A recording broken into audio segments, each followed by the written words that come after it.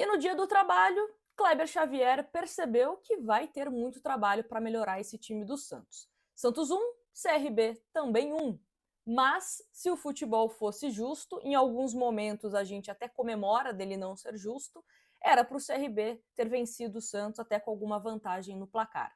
Mas, ainda bem que temos Gabriel Brazão. E só um parênteses aqui, antes da gente entrar para falar sobre o jogo.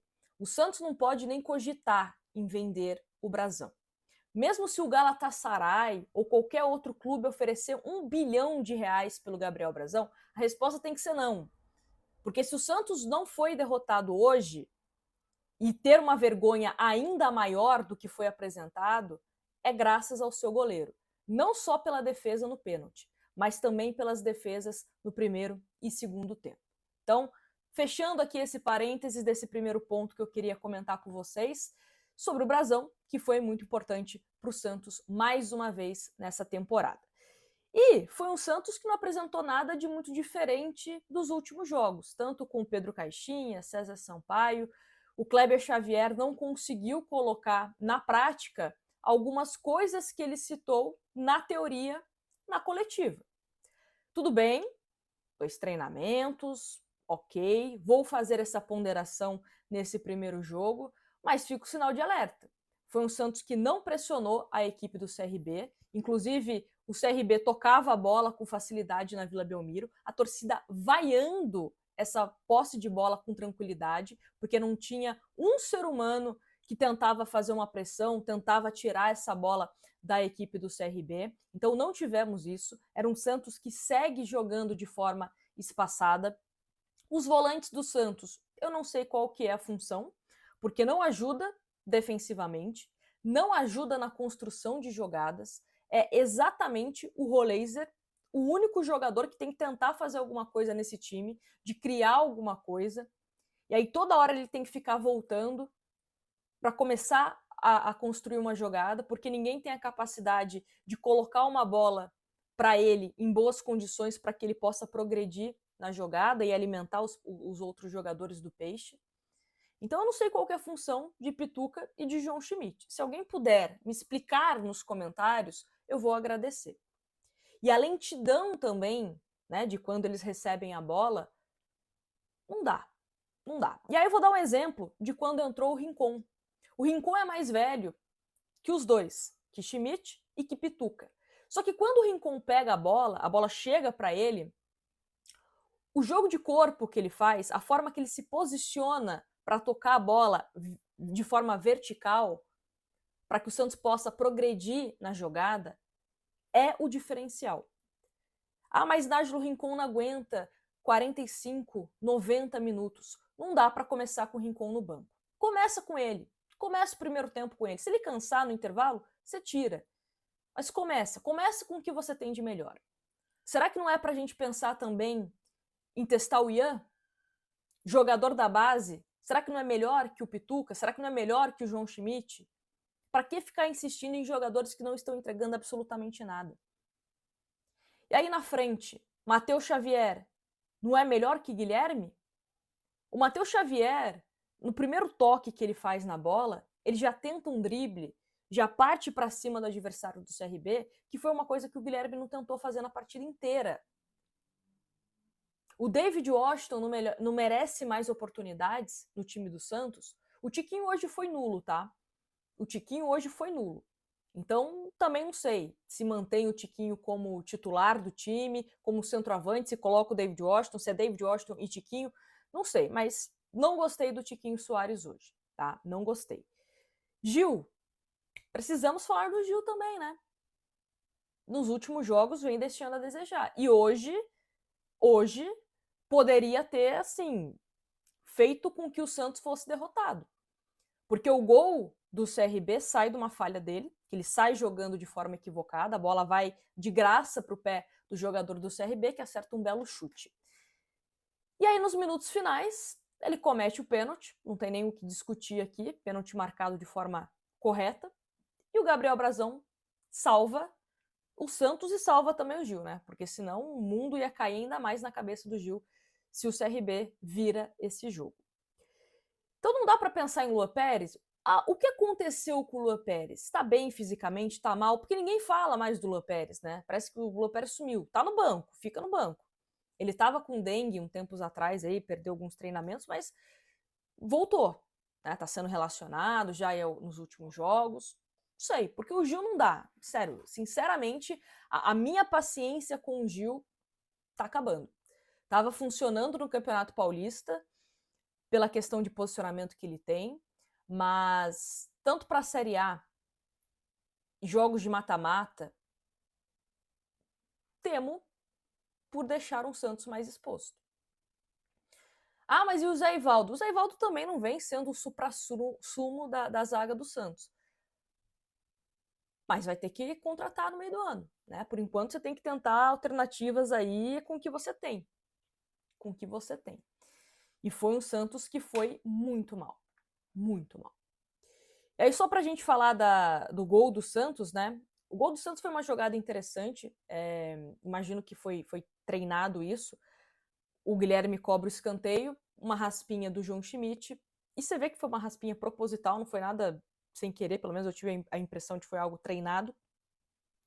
E encontra o Roleiser, que estava livre. E o Roleiser faz o primeiro gol dele com a camisa do Santos. Inclusive, gol merecido, né? Porque o Roleiser nos últimos jogos vem sendo o jogador de linha que mais vem tentando fazer alguma coisa. É um cara que, sabe, eu gosto dele que ele não desiste das jogadas. Os caras batendo nele e ele continua de pé. Ele só cai quando não tem mesmo jeito. Ele não cava a falta, né? É um jogador que tenta ficar de pé. Então, gosto bastante do estilo de jogo do Roleiser. Torço muito para que Bom Tempo, Barrial, Soteldo, Neymar, alguém mais lúcido também, possa fazer companhia para ele.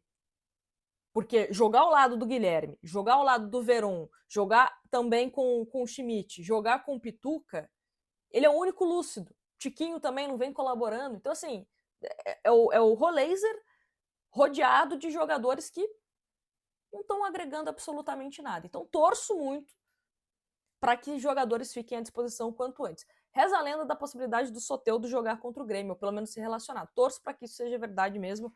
Quero me apegar a isso, porque, né, tá difícil. Tá difícil. E aí, no segundo tempo, só para a gente comentar aqui as mudanças, logo de cara ele tira o Guilherme e coloca o David, né, para voltar para o segundo tempo. Na transmissão falou que o Guilherme sentiu um incômodo no adutor da coxa. Então, né, deve ter sido por conta disso, não apenas a questão técnica. E aí tivemos também o Godoy entrando no lugar do Aderlan, o Rincon e o Matheus Xavier entrando na vaga do Pituca e do Veron, o Luca Meirelles entrou no lugar do Roleiser que já estava totalmente desgastado, né, por isso que ele acaba saindo. E importante também falar, o Escobar foi expulso nos minutos finais. Acho que foi uma expulsão que eu vou passar um pano aqui para a expulsão do Escobar, porque também se ele não faz aquela falta, e ele era o último homem, por isso que ele foi expulso, talvez o Santos tivesse tomado o gol, né, que seria da virada do CRB. Pode ser que o Brasão defendesse? Estava inspiradíssimo, poderia defender? Poderia. Mas o cara ia sair cara a cara com o Brasão. Então, assim, eu prefiro que você faça a falta tática que a gente fala, do que o camarada fazer o gol. Lembrou muito aquele lance que o João Schmidt não faz a falta e o camarada do Bahia, né, o Eric, faz o gol. Lembrou bastante. Porque foi um lance, acho que era de escanteio do Santos, se eu não me engano, escanteio, falta. Enfim, qualquer coisa que o Santos perde a bola, gera contra-ataque do CRB e o Escobar acaba tendo que fazer a falta. Então, assim, eu vou passar um pano para essa expulsão do Escobar. O próximo jogo a gente vê o que a gente faz. Kevson, deve ser o Kevson, né, que vai jogar no próximo jogo da volta, que vai demorar um tempinho, né? É dia 22, né, se eu não me engano, o jogo da volta lá em Maceió. Até lá, alguns jogadores já devem ter voltado. Agora, tava vendo um trechinho, não vi a coletiva inteira do Kleber, mas o trecho que eu peguei, ele elogiou bastante o Matheus Xavier, elogiou bastante o David Washington, né, os meninos como um todo, disse que tem bons garotos treinando e tal, que estão entrando bem nos jogos. Eu fiquei com a impressão de que pode ter mudança aí pro jogo contra o Grêmio, tá? Fiquei com essa impressão. E quero me iludir. Eu tô no momento que eu quero me iludir.